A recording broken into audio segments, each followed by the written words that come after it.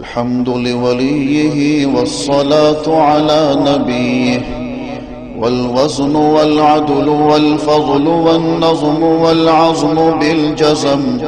بوحدته بكبريائه بسلطان وبإعلان وبإتقان وبإيمان وبيان في فرقان، وحده لا شريك له، وحده بوحدة موحدا بوحدة موحدا بوحدة، وحيدا وأحدا بلا مدد وجدد ونصب ووصف في الكمال، لا شريك له ولا نظير له ولا مثل له ولا مثال له، ولا وزير له ولا مقارن له ولا مكاظم له ولا مداني له ولا مضارع له،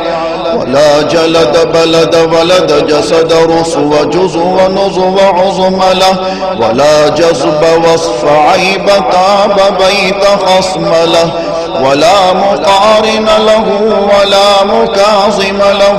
ولا مداني له ولا مضارع له ولا مناظر له.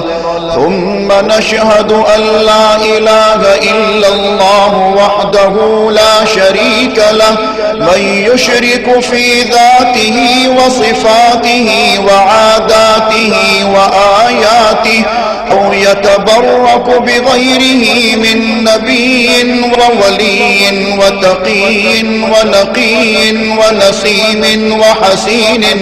وحسين وجميل وصغير وكبير، فعليه الخسران والوبال. ثم نشهد أن سيدنا وسندنا ونبينا ومولانا مؤيدنا مخدومنا منظومنا معصومنا مقصومنا مقصودنا أجدر الخلق جديرنا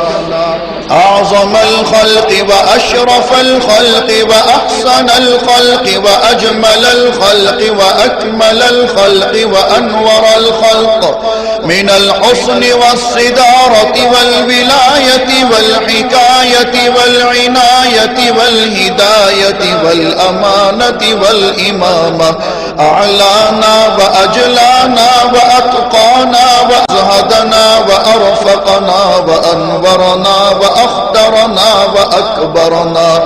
أحمر أنور أجدر أطفل أوسق أنور أجمل أكمل له. ثم نشهد أن حبيب ربنا وصمدنا محبوب جدلنا ونزلنا ووصلنا إيماننا مبين فرقاننا هذه سبيلنا رونق جدراننا، هو عدوة نظمة قدوة رتبة أسوة حسنة، وبدلائله القاهرة الغالبة الظاهرة الباطنة صعد إلى سدرة المنتهى في ليلة المعراج كشف الدجى، ثم دنا ثم دنا ثم دنا فتدلى فكان قاب قوسين أو أدنى.